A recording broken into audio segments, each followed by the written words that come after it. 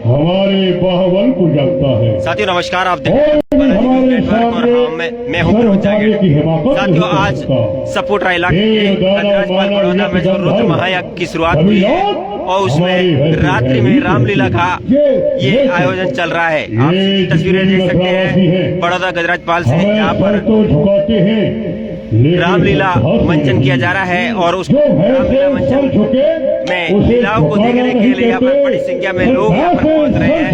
ये तस्वीरें हम आपको दिखा रहे हैं, यहाँ पर आप देख सकते हैं कि किस प्रकार से लोग यहाँ पर पहुँचे हुए हैं। ये सीधी तस्वीरें हम आपको दिखा रहे हैं। आज से शुरू हुआ ये रुद्र महायज्ञ का आयोजन, जिसमें आज से रामलीला का आयोजन शुरू हो चुका है और आप तस्वीरें देख सकते हैं। एक विशाल कार्य करना चाहते हैं जी। हमारे चाचा देवक की पुत्री है देवकी, वो विभाग साथियों बड़ौदा गजराजपाल से ये सीधा लाइव मैं आप लोगों को दिखा रहा हूँ। यहाँ पर आप देखोगे भगवान की लीलाओं का यहाँ पर मंचन किया जा रहा है। ये तस्वीरें हम आपको दिखा रहे हैं। ऐसा ही बर चाहिए तो हमारी बहन के लायक कोई सुंदर बर बताओ। सपोटरा इलाके के बड़ौदा गजराजपाल में शुरू हुआ रुद्र महायज्ञ, जिसमें रामलीला का मंचन किया जा रहा है और बहुत ही सुंदर प्रस्तुति दी जा रही है। देख सकते हैं यहाँ पर लोग बड़ी संख्या में पहुंचे हुए हैं और आज की ये पहली रात है, इसलिए लोगों की जो संख्या है वो कम है, लेकिन हम उम्मीद करते हैं कल से ये संख्या बढ़ जाएगी, क्योंकि बहुत ही सुंदर रामलीला का आयोजन यहाँ पर किया जा रहा है। श्रीधाम वृंदावन से आए हुए रामलीला के जो कलाकार है वो उनके द्वारा ये मंचन किया जा रहा है। जो बटेश्वर के रहने वाले हैं, सूरसेन जी के वो पुत्र हैं, उनके साथ विवाह हो जाए तो कैसा रहेगा। और इस सपोटरा के उचित मंत्रा है तुम्हारी, साउंड वाले हैं, साउंड की व्यवस्था की गई है। हमारा मित्र भी है और संबंधी भी है, हर प्रकार से वसुदेव योग्य है, शीलवान है, गुणवान है, ऐश्वर्यवान है, बलवान है, लेकिन धनवान नहीं है। चलो कोई बात नहीं है, लेकिन हमारे पास धन का कोई अभाव नहीं। धन देकर के वसुदेव को अपनी बराबरी में कर लेंगे, फिर तो वो बराबरी में आ जाएगा। हमारा देख सकते हैं साथियों बड़ौदा गजराजपाल में चल रही रामलीला का ये लाइव आप देख पा रहे हैं बालाजी न्यूज नेटवर्क पर। इस वीडियो को अधिक से अधिक शेयर कीजिए ताकि अधिक से अधिक लोगों तक ये पहुंचे और लोगों को पता चले कि रामलीला शुरू हो चुकी है और दिन के समय में रासलीला का मंचन किया जाएगा। और ध्यान रखना, श्री श्री 1008 श्री विज्ञान चेतन स्वीकार न करे तो युद्ध की धमकी भी दे देना। ब्रह्मचारी जी महाराज के सानिध्य में ये यज्ञ का आयोजन किया जा रहा है।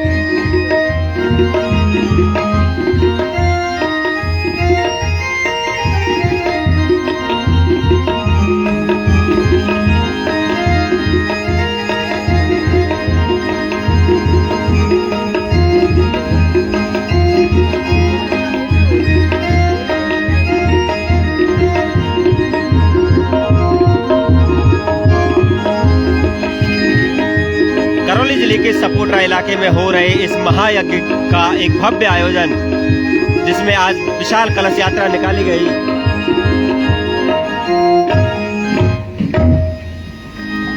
बोलिए वसुदेव जी महाराज की। अरे सब लोग बोलिए जोर से। हाँ, बोलिए वसुदेव जी महाराज की। ये ऐसे कहो भैया। महाराज मैं आपके लिए प्रणाम करता हूँ। प्रसन्न रहो, कहो कहाँ से आए हो। मैं महाराज मथुरापुरी से आया हूँ जी। महाराज कंस का सेवक हूँ जी। उन्होंने आपके लिए ये टीका भेजा है। टीका? वो अपनी बहन का विवाह आपके साथ संपन्न करना चाहते हैं। परंतु सेवक जी, विवाह तो मेरे हो चुके हैं और युवराज कंस का कहना कि हम विवाह करें। हाँ, और यदि हम नहीं करें तो नहीं करेंगे तो फिर युद्ध के लिए तैयार हो जाओ। अच्छा ऐसी बात नहीं है। तो भाई हम युद्ध नहीं चाहते हैं। जबरदस्ती ऐसा है, आपका ये मांगलिक टीका मुझे हर सही स्वीकार। अच्छा स्वीकार है ना, देख लो ये धमकी से काम बनता है, ऐसे नहीं बनता। अरे बहुत असली की नहीं है, बहुत गहराई की है। मंगलम तो देख सकते हैं बहुत ही सुंदर यहाँ पर रामलीला का मंचन चल रहा है। करौली जिले के सपोटरा के बड़ौदा गजराजपाल की पावन धरा पर हो रहा है रुद्र महायज्ञ। श्री श्री 1008 श्री विज्ञान चेतन ब्रह्मचारी जी महाराज के सानिध्य में ये तीसरा महायज्ञ का आयोजन है बड़ौदा गजराजपाल में। ऐसा है, आप चलो, हम अपनी बारात के शहर अभी मथुरापुरी। देखिए ऐसा है, गाजे बाजे लेकर के आप मथुरापुरी में आ जाइए जी, और मैं जाकर के तैयारी करता हूँ बारात की। ठीक है, ठीक है, ठीक है ना, आइए।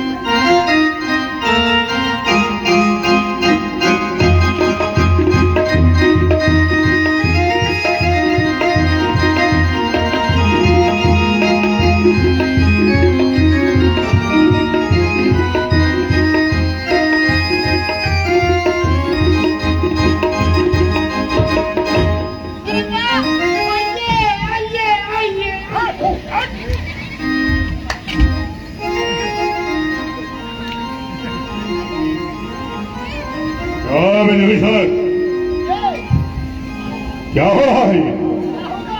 कुछ होने वाला है। साथियों वीडियो को शेयर करके ज्यादा से ज्यादा लोगों तक इस वीडियो को पहुंचाएं, क्योंकि रामलीला का मंचन आज से शुरू हो चुका है और रोजाना इसी प्रकार की रामलीला यहाँ पर आयोजित होगी। ये आप कैसी बातें कर रहे हैं? भला आपके होते हुए कोई संकट नहीं, कोई परिश्रम नहीं। आपने जो टीका भेजा हमने हर्ष के सहित स्वीकार किया। हृदय प्रसन्न हुआ जी, आपने हमारा टीका स्वीकार किया। हम जानते थे कि आप इनकार नहीं कर सकती हो। बिजू साहब, दासियों से कहो कि बहन देवकी को सजा करके यही लाया जाए। विवाह संपन्न इसी स्थान पर होगा। सावधान, बहन देवकी पधार रही है दासियों के साथ।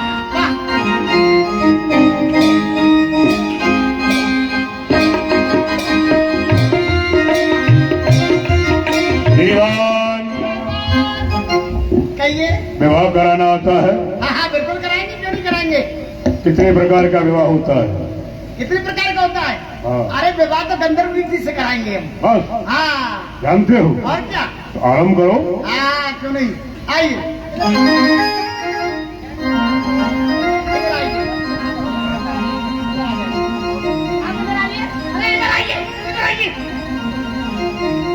आप इधर आइए।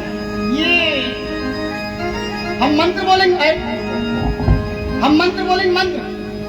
ओम बड़े बड़े भिंडे। हंसने की बात नहीं है, राक्षसों का मंत्र ऐसा ही होता है।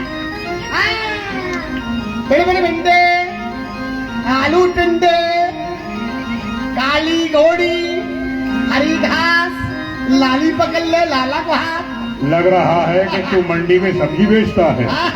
सब्जी बेचता हूँ, सब्जी कह रहे हैं। जल्दी कर। सुनिए, हम 3 गिनती बोलेंगे, 3, और आप लोग जोर से ताली बजाना। पड़ पड़ पड़ पड़ पड़ पड़ आवाज आनी चाहिए। 1 2 और ये ढाई। अरे हो अरे ढाई गिनती बड़ी बजाना। अच्छा ठीक है, तो 1 और 2 और ये 3 ताली।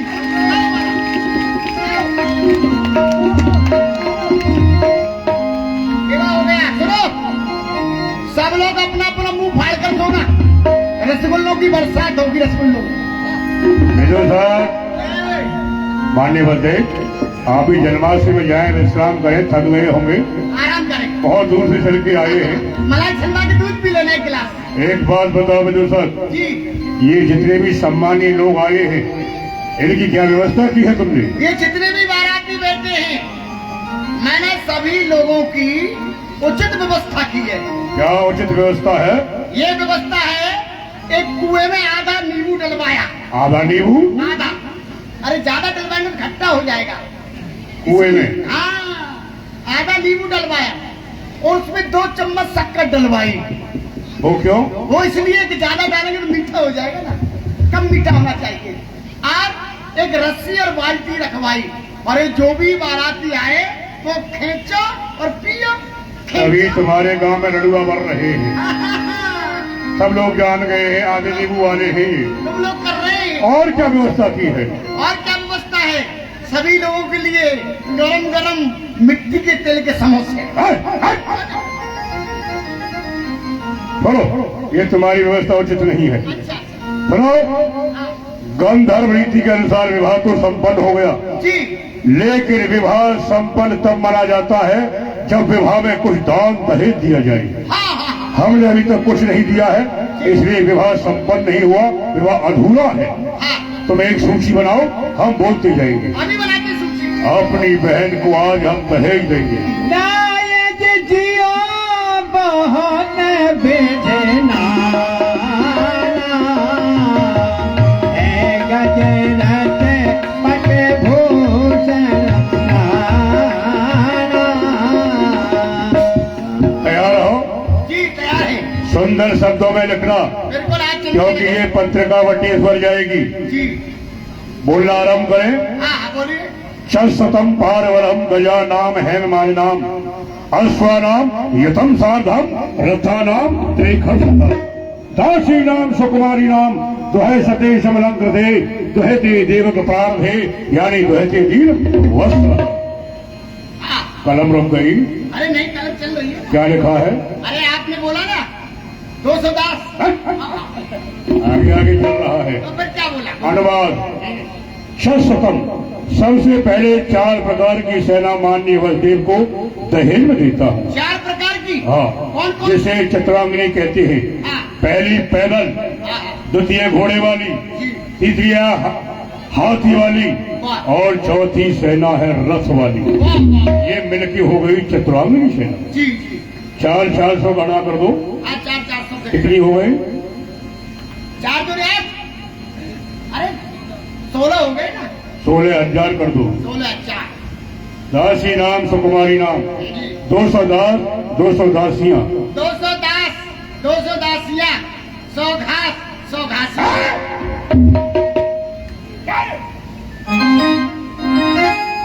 ये घास घासिया क्या है? अरे आप हाथी दे रहे हैं, घोड़ा दे रहे हैं, इतना आडम्बर दे रहे हैं, दास दासी दे रहे हैं, तो बुआ जी फूफा जी उनके लिए घास खोदने के लिए थोड़े जाएंगे। अरे जब घसेड़े जाएंगे तो भी घरवाली करे जाएंगी, वो भी जाएंगे। ओ यानी दासों की भी दास। दास।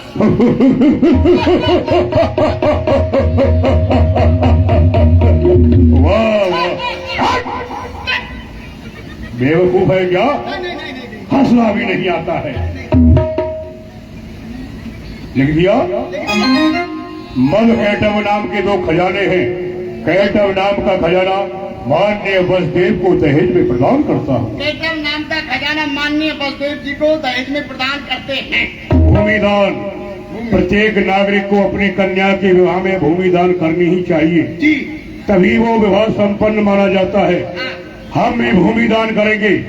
बटेश्वर के पास जलेश्वर परगना है, जिस पर हमारा अधिकार था, आज से हमारा अधिकार नहीं, हम उसे वसुदेव के लिए दान में देते हैं। बटेश्वर को जलेश्वर में एक करके माननीय वसुदेव का अधिकार स्थापित किया। बटेश्वर के पास जलेश्वर नाम का जो परगना है, जिसका कि राजकर मथुरा में आया करता था, आज से वसुदेव जी के अधिपत्य में रहेगा। तुम कुछ देना चाहोगे? अरे हम क्या देंगे, आपने सब कुछ दिया है।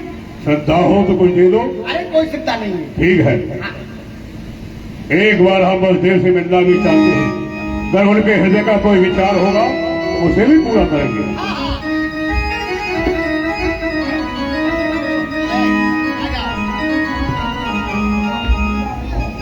तो साथियों देख सकते हैं सपोटरा के बड़ौदा गजराजपाल में आज से शुरू हुआ रुद्र महायज्ञ का ये आयोजन, जिसमें बहुत ही सुंदर रामलीला का मंचन किया जा रहा है। लग रहा है कि सुंदर कलाकारों के द्वारा कुछ कह रहे हैं। और यहाँ वसुदेव का विवाह देवकी के साथ में किया जा रहा है। कहना रावण यही की बहन चाहते है। हैं तो विवाह तो संपन्न हो ही गया, जी जी। पर विवाह के पश्चात कुछ ऐसी रीतियां हुआ करती हैं हाँ जो कि ग्रह पर जाकर ही पूर्ण की जाते हैं। जी। इसलिए अब हम इस मथुरापुरी से विदाई चाहते हैं, क्या क्या फूफा जी, जाना चाहते हैं। आप कुछ खाना चाहते हैं? क्या खाएंगे? आप रसगुल्ले खाएंगे या फिर गुलाब जामुन खाएंगे या फिर चुप चुप खाएंगे? सोना चाहते हैं। अरे भाई खाना नहीं चाहते हैं तो जाना चाहते हैं। यानी कि आप नहाना चाहते हैं, ये वाली बात है। तो गर्म पानी से नहाएंगे या ठंडे पानी से नहाएंगे या फिर आप नदी के पानी से नहाएंगे? अरे भाई दीवान जी, हम नहाना नहीं चाहते हैं, यानी विदाई चाहते हैं इस मथुरापुरी से। जाना चाहते हैं? जी हाँ। अरे पुप्पा जी, आप ये नहीं समझना कि ये विवाह आपका ही हुआ है। अरे आपका तो विवाह हुआ है मगर हमारी शादी हुई थी, शादी। अच्छा, और क्या?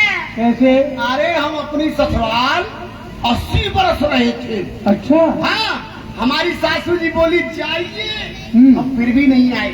अच्छा। हमारे ससुर साहब बोले जाइए, हाँ। हम फिर भी नहीं आए। फिर कैसे आए? बड़े सम्मान के साथ आए थे।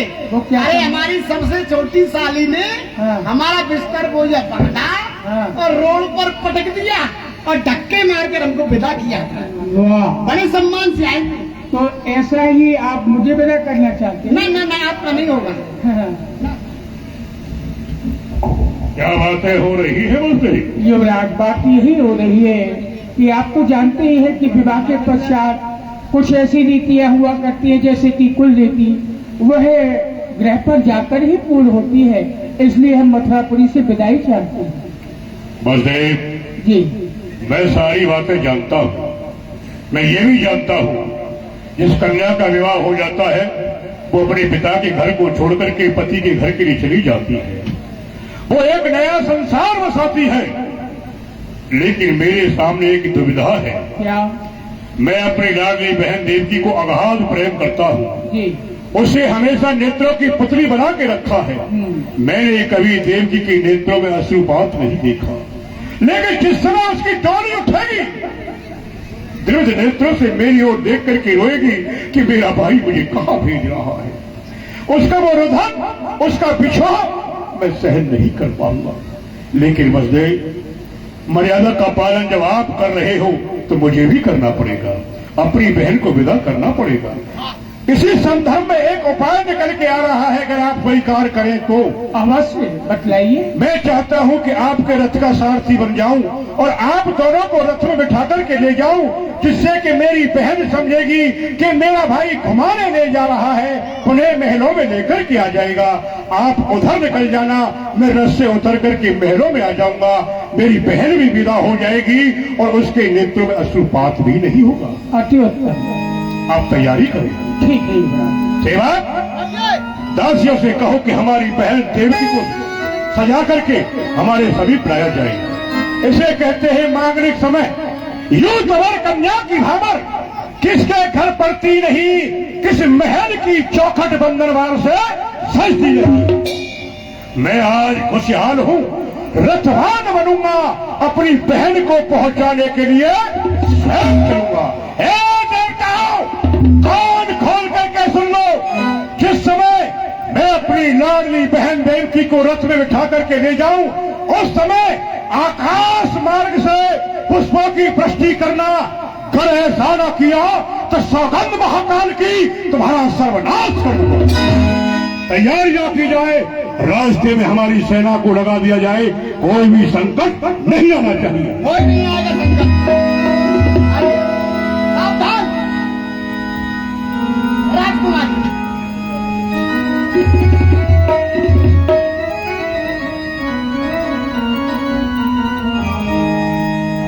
भैया, आज मैं अपने मायके से पहली बार ससुराल जा रही हूँ भैया। आप मुझे जल्दी बुलाना भूल नहीं जाना भैया। इसका मतलब तुझे मालूम चल गया है, तेरे नेत्रों में अश्रुपात झलक रहा है। तू अपनी ससुराल जा रही है ना, एक नया संसार बसाने के लिए जा रही है। तो मेरी लाडली बहन हंसते हंसते विदा हो, अगर तू रो करके जाएगी तो मेरे ये पाषाण हृदय तेरे आंसू से पिघल जाएगा। और तू आज जा रही है, कल वहां रहेगी, परसों ही रथ लेकर के पहुंच जाऊंगा, उन्हें तुझे विदा करा के मथुरा में ले जाऊंगा।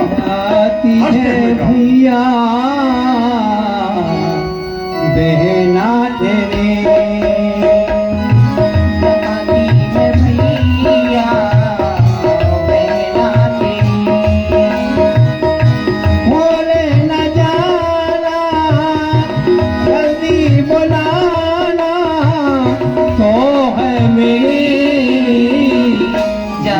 जाती है भैया बहना तेरी, बहुत प्यार किया तुमने मेरे भैया, जैसे करती है बछड़े पे गैया, घूमने न जाना जल्दी बुलाना, कसम है मेरी जाती है बहना भैया तेरी, जाती है भैया बहना तेरी। तब कढ़ाए रथ देव की आप भयो रचवान,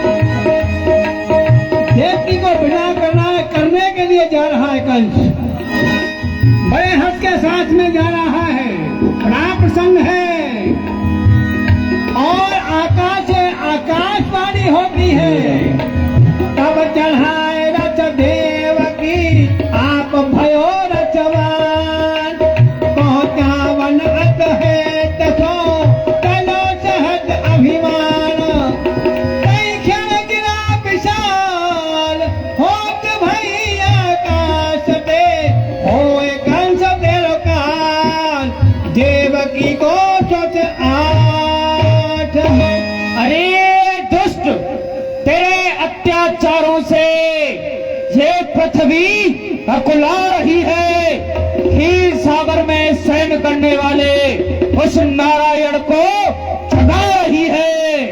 ये आवाज कहां से आ रही है? कौन बोल रहा है? मेरे उत्साह में विघ्न पैदा कर रहा है। बोलने वाले कौन है? कौन बोला? कहां से बोला? कैसा शब्द सुनाया है? बिजली सी चमकती उधर में क्या काल शीश पर लगाया है? लग रहा है तेरे सिर पर काल बढ़ रहा है, तभी तो बोल रहा है। कौन है? सर तेरी वाणी में शक्ति है, तुम्हारा से बोल, मैं तेरे शब्दों का उत्तर यही दूंगा। अरे मूढ़ मंद अवमानी, ये सुन देवताओं की दूसरी वाणी, जिस बहन देवकी के विवाह में तू इतना खुशहाल है, हम देवता बतलाए देते हैं, देवकी का अष्टमलाल होगा तेरा काल है, काल है, काल है। कलाप नहीं, तेरी वाणी मिथ्या है। देवकी का लाल और मेरा काल असंभव। हुआ है किसका साहस? मरे पत्थर से टकराकर पड़ा है कौन मृत्यु के बीच भवन में आकर? मुझे मालूम नहीं, हाल की ज्वाला हो विष का महासागर, भूचाल का वेग, प्रारब्ध का चक्कर।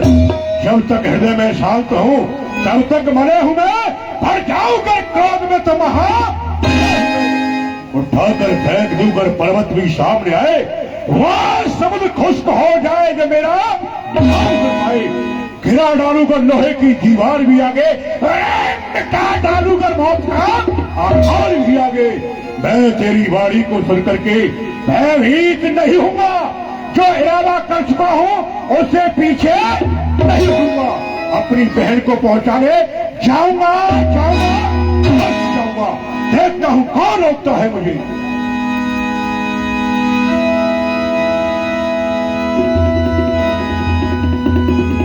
महारानी कंस, जैसे ही बाड़ी का खंडन करके तुम रथ की ओर चले तो पृथ्वी ने तुम्हारे पैरों को पकड़ लिया।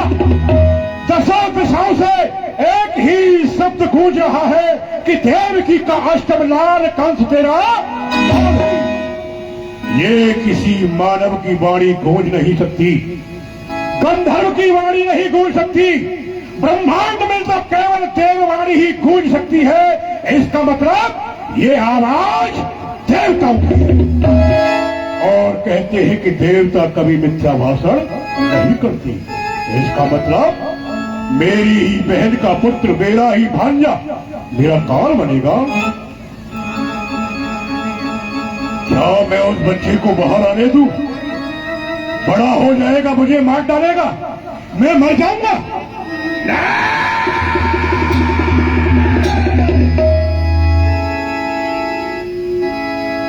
नीति ऐसा भी कहती है, काया राखे धर्म, अपनी काया की रक्षा करना सबसे बड़ा धर्म है।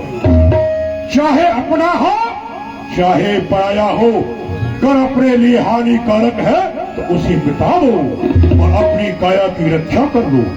इसलिए देवकी को मिटाना होगा, क्योंकि ना होगा लोहा तो बनेगी छुरी चौकर, ना होगा बांस तो बजेगी बांसुरी चौकर, उखाड़ूंगा चढ़ी को तो बढ़ेगी डाल, फिर कैसे ना होगी देवकी तो चलेगी लाल। जब देवकी दुनिया में जीवित नहीं रहेगी तो फिर मेरे काल को जन्म कैसे देगी? देवताओं की वाणी मिथ्या हो जाएगी, पृथ्वी पर मेरा कोई काल भी नहीं हो सकता, मुझे कोई मार भी नहीं सकता। इससे मेरे अच्छा है कि देवकी को मारना होगा और मुझे निर्भय होना होगा।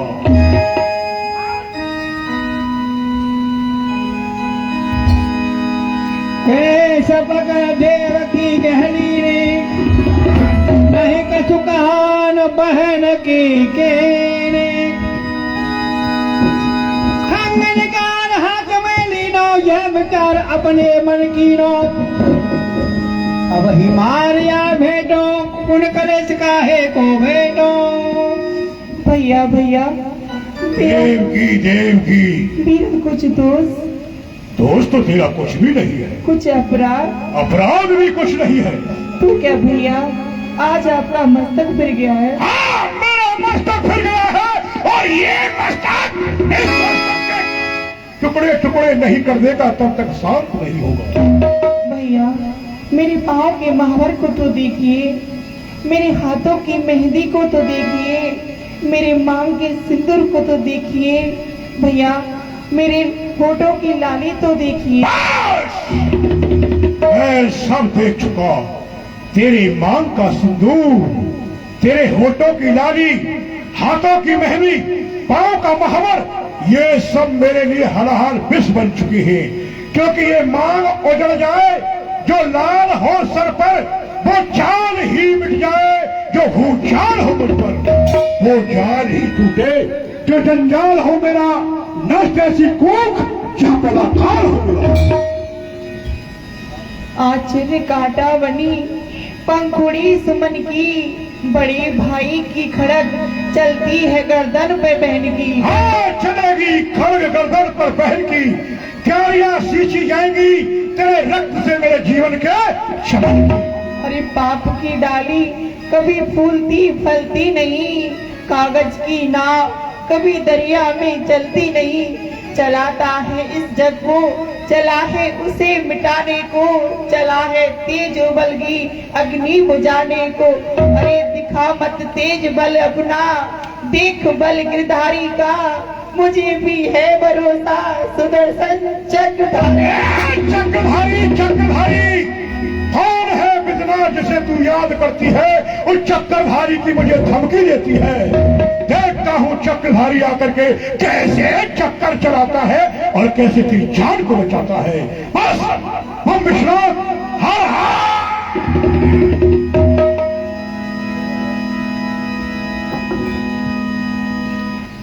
क्यों वासुदेव तुम भी आड़े आते हो? नहीं युवराज, आप ही गलत मार्ग पर जाते हो। हम गलत मार्ग पर जा रहे हैं? जी हाँ। वो कैसे? वो इस प्रकार से कि अभी थोड़ी देर पहले आपने समस्त मथुरा वासियों के सामने अपनी बहन देवकी का हाथ मेरे इन हाथों में दिया था, यानी कि कन्या दान किया था, और दान में दी हुई वस्तु पर आपका किसी प्रकार से कोई भी अधिकार नहीं रह जाता। और फिर राजन, नहीं है ये धर्म क्षत्रि का, नहीं है ये धर्म क्षत्रि का जो कि जताए जोर अमला पर, नहीं है कर्म वीरों का जो कि उठाए खर्व अमला पर। तुम्हारी बहन ए भूपत अभी मंगल के घर में है, जरा सोचिए राजन, इसके बंधन कंगन भी घर में है। यानी कि हमने देवकी का हाथ तुम्हें दिया, हमने देवकी का दान किया, लेकिन वो दान अपने लिए काल बन जाए वो दान नहीं, महापाप होता है। तुमने कहा बड़ा कंगन भी कर में है, लेकिन तुम्हें ज्ञान नहीं, ये कंगन हमने बांधा था, लटे हमने सवारी थी, जब बांधी थी अब खोलूंगा, खींचूंगा और मरोड़ूंगा, नहीं जरूरत चूड़ियों की, इन चूड़ियों को भी तोड़ूंगा। वसुदेव चक्रवाह नीति में एक स्त्री को चाहते हो जो मेरी जान का दुश्मन है, उसे दूध पिलाना चाहते हो? नहीं युवराज नहीं, दूध हम क्या पिलाएंगे, बल्कि आपने और आपकी बहन देवती ने एक ही कुल का दूध पिया है एक कुल का दूध। उसकी सर में रखो, तलवार करो म्यान में छतरी, धर्म को रखो राजन। हम धर्म का उल्लंघन कर रहे हैं। जी हाँ, लेकिन मैं सारे धर्मों को जानता हूँ, लेकिन तुम इस समय अंधे हो रहे हो, क्योंकि बहुत का पर्दा तुम्हारे नेत्र में पड़ चुका है। तुम विचार कर रहे हो यदि कंस ने देवकी को मार दिया तो मैं यहाँ से बिना दुल्हन ही लौट जाऊं, लेकिन नहीं, मैं सक्षम हूँ। कन्या ब्याह तो लड़ते हो, मार देवकी सोच रखे हो।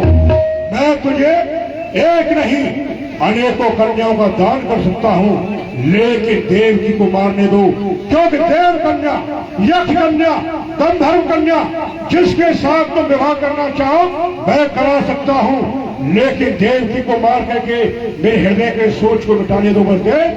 नहीं राजन नहीं, यदि आप ये पापाचार, ये दुराचार, ये अत्याचार मेरे सन्मुख करोगे तो मेरे नेत्र ये पापाचार, अत्याचार, दुराचार नहीं है।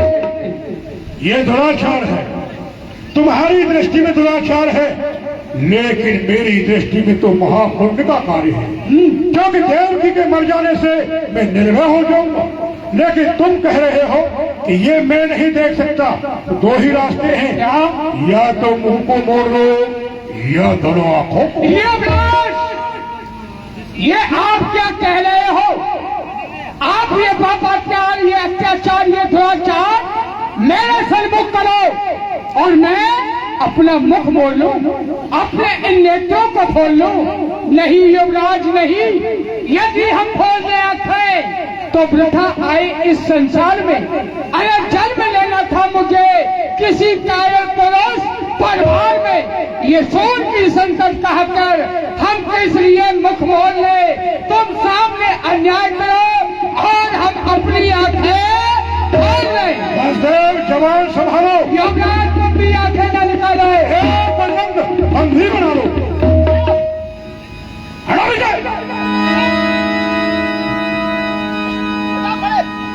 वसुदेव अभी तक मेरा विचार नहीं था तुम्हें मारने का, क्योंकि तुम्हारा कोई दोष नहीं था, लेकिन अब तुम दोषी हो चुके हो। तुमने मेरे क्रोध को जागृत किया है। आज मैं इस तलवार से देवकी के साथ साथ तुम्हें भी मारूंगा। देखता हूं तुम्हें बचाने के लिए कौन आता है। बम विश्वनाथ, हर हर।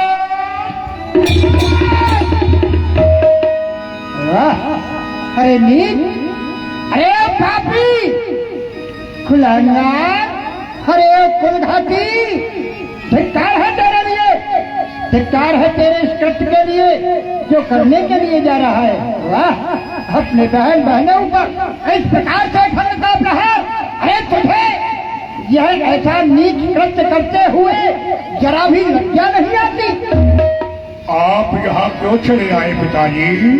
वाह, हे पुत्र अपने पिता से प्रश्न करता है कि आप यहाँ पर क्यों चले आए?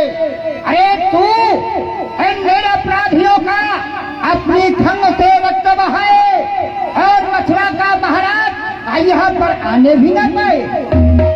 जानता है यह दोनों तेरे क्या लगते हैं? क्या रिश्ता तेरे से जुड़ा हुआ है इनका?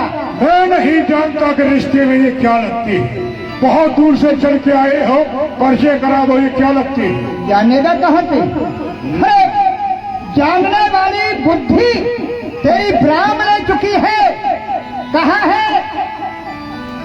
विनाश काले विपरीत बुद्धि, प्राणी मात्र का विनाश का समय होता है तो सर्वप्रथम बुद्धि ही विपरीत होती है। वही हाल तेरा हो रहा है। क्रोध में अंधा हो रहा है, मद में मदान्त हो रहा है, कुछ दिखाई नहीं दे रहा है। तो सुन, मैं बतलाता हूँ, ये तेरी बहन है और ये तेरा बहनेऊ है। दोबारा नहीं बोलना। ये बैरी और ये बैरन पिता के पद का मान रखना चाहते हो तो यहाँ से चले जाइए, मुझे ध्यान न रहेगा। और ये तलवार किसकी गर्दन पर चल जाए मुझे ध्यान न रहेगा। नहीं रह सकता है तुझे ध्यान, कभी भी नहीं रहेगा। ये तलवार किस पर, किसकी गर्दन पर चल जाए नहीं रह सकता है तुझे ज्ञान। क्योंकि अरे मना कौन करता है रे? ये तेरे हाथ में खंग है, उठा ये खंग और काट डाल अपने पिता का सर। धर्म भी यही कहता है कि पुत्र के सामने पिता का सर जाए तो जाए, परंतु पिता के होते हुए संतान पर आंच भी ना आने पाए। हमें तुम्हारे धर्म की कोई परवाह नहीं। ये धर्म की कोई परवाह नहीं है तो मेरा भी यह बुढ़ापा है, यह चतुर्थ अवस्था आ चुकी है, मुझे भी मरने की कोई चिंता नहीं है। चाहे इस बूढ़े शरीर पर अब चल जाए अनेक तलवार, परंतु हम अपने होते हुए नहीं होने देंगे ऐसा अत्याचार, क्योंकि हमें तो मरना है। अरे सर पर नाच रहा है काल, परंतु पुत्री और दामाद का हम देख नहीं सकते ये हाल। तुम जानो पिताश्री, पछताना लगने पाएगा वीरों की आन में। अब तो तलवार नहीं जाएगी अंदर। भूल जा चल, इस समय ऐसे नीति के अधिकारों को भूल जा, नहीं तो मजबूर होकर के ये तुझे बंदी बनाएगा। तेरे हाथों में हथकड़ी, पैरों में बेड़ी ढलवा करके तुझे सख्त कारागार भिजवाएगा। ये होगा किसके आदेश से? मथुरेश की आज्ञा से। कब तक है आप मथुरेश? जब तक मेरी पुत्रवत प्रजा का धरोहर मेरे सर पर ये ताज है तब तक। ओ हो, ताज पहनने से राजा हो जाते हैं तो कोई भी पहन सकता है। वीर भोग वसुंधरा, यह भूमि वीरों की है, जिसकी बाजू में बल है वही राजा है। ये कैसे पहन लेगा?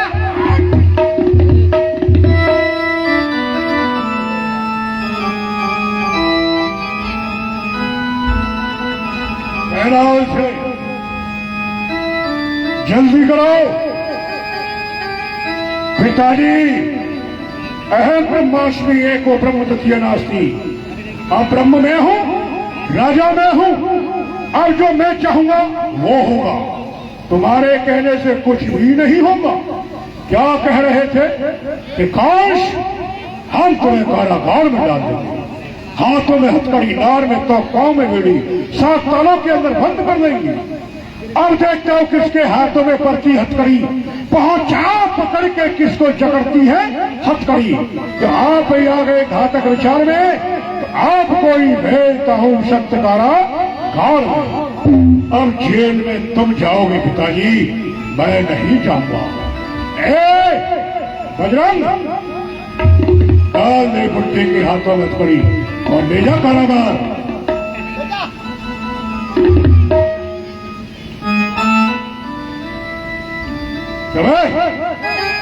आदेश का पालन नहीं किया महाराज।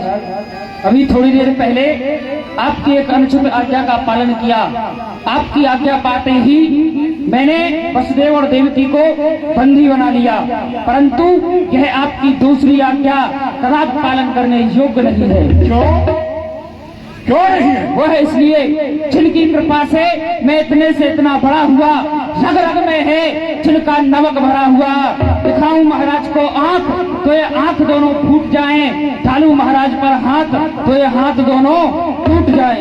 यानी तेरे शरीर में नमक ही नमक भरा हुआ है, वो भी महाराज ने भर दिया है। जी महाराज। मूर्ख मालूम हो गया, तू मूर्ख है, कायर है और चाटुकार भी है। हाँ महाराज, मैं मूर्ख हूँ मगर उससे अधिक नहीं। जो बुरी कल्पना से भयभीत होकर के अपनी बहन और बहनोई को कारागार में डाल रहा है। मैं चाटुकार हूँ मगर उससे अधिक नहीं, जो एक आकाशवाणी को सुन करके काल को अपने समीप में बुला रहा है। मैं मूर्ख हूँ महाराज मगर उससे अधिक नहीं, जो अपने वृद्ध पिता को कारागार में डालने के लिए मेरी ओर भाग रहा है। तुम्हारा डर नहीं मुझको, डर इस जगत का है। मैं उसके डर से डरता हूँ जो सारे जग का डरता है। डर भी निकल गया। अरे नीच पापी, एक छोटे से सेवक से कर्तव्य का पालन करना सीख। कालमा से सफेदी आ गई, मरगट मार देख रहे हैं। इसका साथ करते करते तुम तो कुछ नहीं सीख पाए, ये टुकल खोल मुझे सिखाएगा। पिताजी, सीखने का समय तो निकल गया, अब सिखाने का समय है। अगर एक नमक हराम गुलाम सामर्थ राजा के सामने बोले तो राजा को चाहिए उसका गला दबा दे। कल आज ये बोल रहा है, कल ये लोग बोलेंगे, हम तो केवल सुनने के लिए हो गए। अभी बता देते हैं, गद्दार तैयार हो जा, पहली बड़ी तेरी ही चढ़ेगी।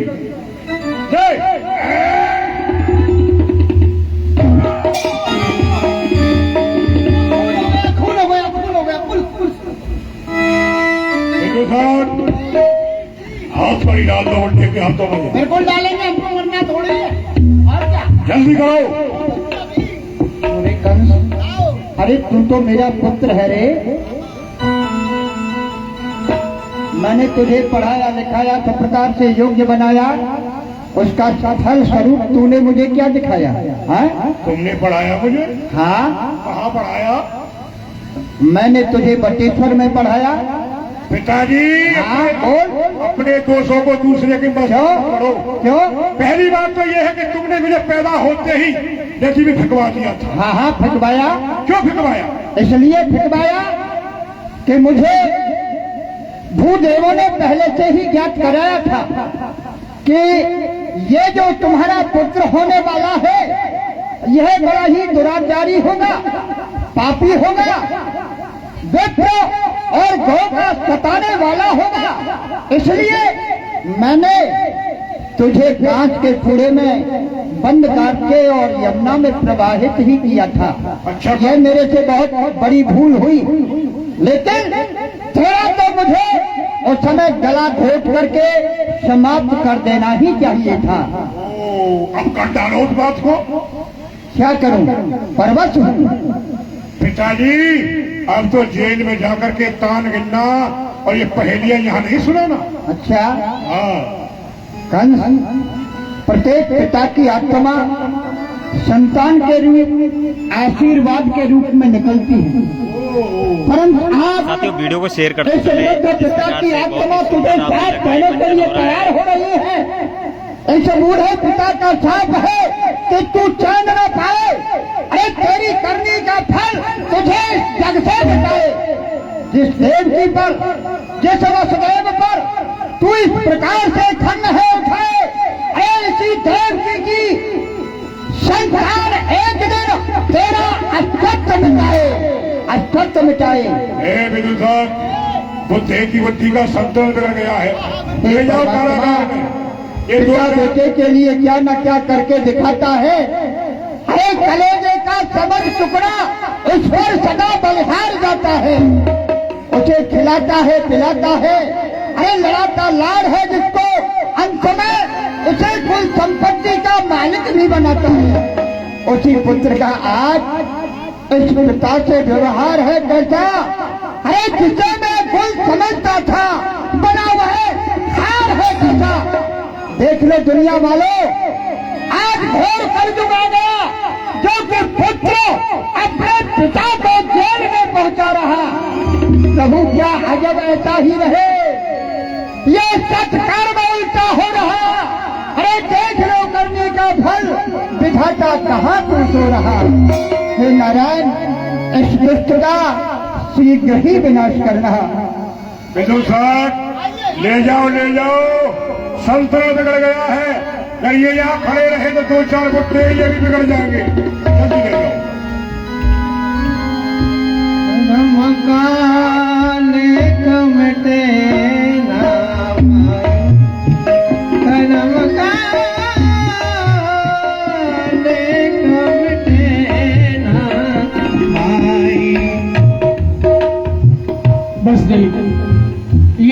कष्ट तो अनीति पर चल रहा है, और तुम ही अपना नीति से काम निकालो। जब मसले कहो कर जोरे राजन सोनिए बिन एक मोरी रथा देव के भोजन मारो या को सुत है सचु तुम्हारा। राजन, हम आपसे कुछ निवेदन करना चाहते हैं। ओ, हाथ जोड़ करके जी, प्रार्थना करो करो, स्वीकार करेंगे। निवेदन यही है राजन कि आप प्रथा में ही देवकी को मार रहे हैं, क्योंकि देवकी आपका काल नहीं, बल्कि इसके उधर से जो संतान उत्पन्न होगी वह आपका काल है। तो निवेदन यही है कि आप देवकी को जीव दान दें, और इसके उधर से जो भी संतान होगी हम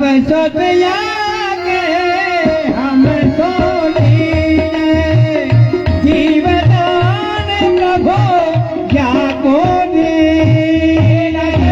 देवकी की उधर से जो 8 संतान उत्पन्न होंगी वह 8 संतान हम आपको प्रदान करेंगे, परंतु आप इसे जीव दान दे दें। बलदेव, संसार में कोई ऐसा निर्दयी पिता नहीं है जो कि भूखे सिंह के सामने अपने नन्हे से बच्चे को डाल दे। क्या ऐसा तुम कर सकते हो? राजन, आपने सत्य ही कहा है, संसार में ऐसा कोई भी पिता नहीं है, परंतु हाँ, ये वसुदेव आपको वचन दे रहा है। आप चाहे आकाश के तारे पृथ्वी पर उतर आए, और पृथ्वी के ये जीव चाहे आकाश पर चढ़ जाए, मालिक हो समुद्र में, वह पहाड़ों में मगर जाए, पर हम वह क्षत्रिय नहीं जो कि अपने वचन से मुकर जाए। है आज पहली मर्तबा इज्जत और सर्व की खाता हूँ आपके सामने सौगंध प्यारे। तो ठीक है, विश्वास तो हम कर लेंगे, लेकिन हमें वचन भी चाहिए और साक्षी भी चाहिए। तो राजन, हम चंद्रदेव और सूर्यदेव दोनों को साक्षी करके आपको 3 वचन दे रहे हैं कि देवकी की वजह से जो भी संतान होगी मैं आपको दूंगा।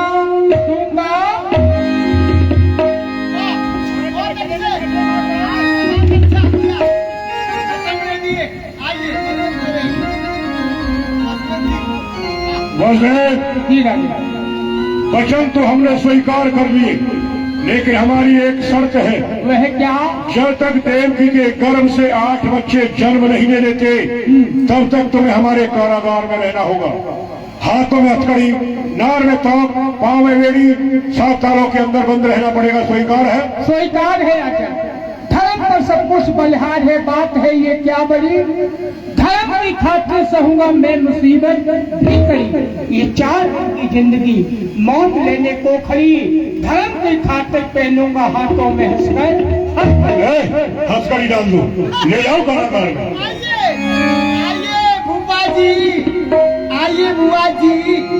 अरे पहले आप आए थे मेहमान खाने में, अब समय ने पलटा खाया, चलिए मेरे साथ जेल के। आइए जल्दी ले जाओ।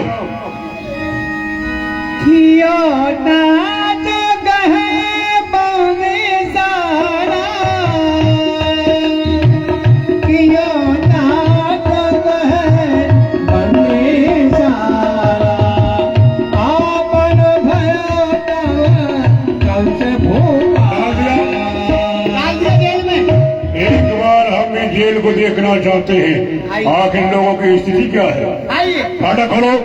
फाटक खोलो, जलदार फाटक खोलो। करमगत तारी नाहि डरे, कहा वो राव कहा वो राजा, आन संयोग बरे। वाह, इसे कहते हैं समय चक्र।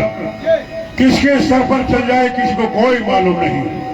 जिस समय विद्या अध्ययन कर रहा था तो मैंने आर्यावर्त का इतिहास पढ़ा था। समय के ऊपर थोड़ा सा संकेत हुआ और बड़ा ही विपरीत था। समय के भेद से रघुवर उदासी बन के वन में डोरी थी। समय जब आया दशरथ पर तो अनेकों कष्ट झेली थी।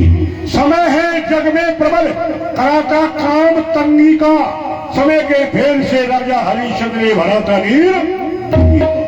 ये किसी को नहीं छोड़ता, चाहे राजा हो चाहे निर्धन हो। जो इसकी चपेट में आ जाता है उसे बर्बाद कर देता है। आज समेत की चपेट में वसुदेव और देवकी आ चुके हैं। जो दूल्हा दुल्हन के रूप में विदा होकर के जा रहे थे, समय ने पलटा खाया, आज वो मथुरा के कारागार में है। अंधकार साहब, हो गया पिताजी को कारागार में डाल दिया। सब लोगों के सामने राज मुकुट हमने पहन लिया जी। लेकिन कुछ लोगों को मालूम नहीं कि मथुरा का राजा इस समय कौन है। जाकर के मुनादी कर दो, घोषणा कर दो, आज से मथुरा का राजा बुड्ढा उग्रसेन नहीं, युवराज काल स्वयं राजा बन चुके हैं। जी जी जी। हम जो चाहेंगे वही होगा। हमारे शासन काल में कोई भी धार्मिक कार्य नहीं होगा। जाओ घोषणा कर दो। अभी करते हैं। आए सुनिए सुनिए सुनिए सुनिए जनाब आला, क्या कहता मुनादी वाला। मुनादी सुनना गौर से, फिर बाद में बात करना किसी और से। अरे जो कोई करेगा धर्म उसका फोड़ देंगे हम काम, और जो कोई करेगा पाप उसके बन जाएंगे हम बाप। बात हंसने की नहीं, बात गहराई की है। और सुनिए, किसी भी मंदिर में, किसी भी शिवालय में किसी देवी देवता की पूजा नहीं होगी। पूजा तो होगी, अगर किसकी होगी, कंस महाराज की होगी, और उनकी भी नहीं होगी तो भगवान भोलेनाथ की होगी, और अगर उनकी भी नहीं होगी तो फिर हमारी होगी। और क्या पुराना शासन गया और नया शासन आ गया। किससे करनी है? धूप बत्ती से, और अगर वो भी नहीं हो तो फिर अगरबत्ती से, और वो भी नहीं हो तो फिर घी की बत्ती से, और अगर वो भी नहीं हो तो फिर मोमबत्ती से, और अगर वो भी नहीं हो तो फिर मिट्टी के तेल के पलीता से। पुराना शासन गया, नया शासन आ गया। और फूल चढ़ाना, फूल किसका चढ़ाना है? चंपा का, और वो भी नहीं हो तो फिर चमेली का, और वो भी नहीं हो तो फिर गुलाब का, और अगर वो भी नहीं हो तो फिर गेंदा का, और वो भी नहीं हो तो फिर किसका? फिर चढ़ाना गोभी का। ठीक है ना? पुराना शासन गया, नया शासन आ गया। सब लोग पाप करो पाप, धर्म कोई नहीं करना। ठीक है ना?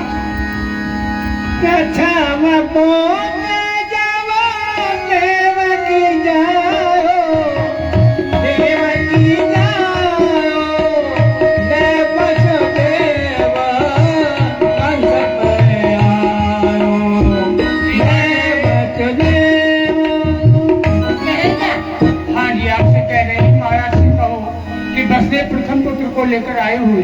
पुत्र हो गया?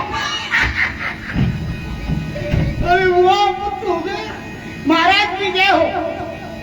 अरे बड़ा खुशी का समाचार है। अरे आप तो बन गए मामा और हम बन गए नोनो।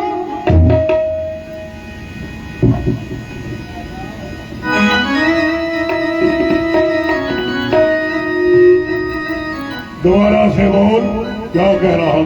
अरे क्या कह रहा हूँ? मैं ये कह रहा हूँ, आप तो बन गए मामा और हम बन गए नोनो। हम मामा कैसे बन गए, तू नाना कैसे बन गया? मामा तुम ऐसे बन गए, बुआ जी ने एक नन्हे से, एक छोटे से एक पुत्र को जन्म दिया। आप बन गए मामा। बहन देवकी ने प्रथम बच्चे को जन्म दिया है। बहुत सुंदर है। तू नाना कैसे बन गया? और हम नाना ऐसे बन गए, हमारी में पुत्री थी, उस पर भी एक कन्या हुई है। नो। ओ, तेरी बेटी पर बेटी हुई है। वाह वाह, क्या संयोग बना है। बसदेव से कहो कि बच्चे को लेकर के आइए। आइए बसदेव जी, आइए।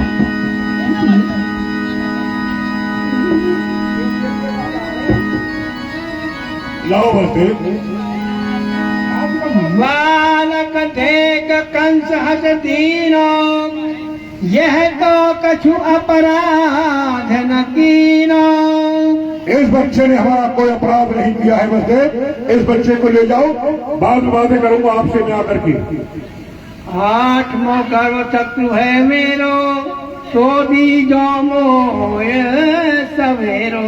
और जैसे 8वां बच्चा जन्म लेकर के आए, उसे ला करके ले जाओ।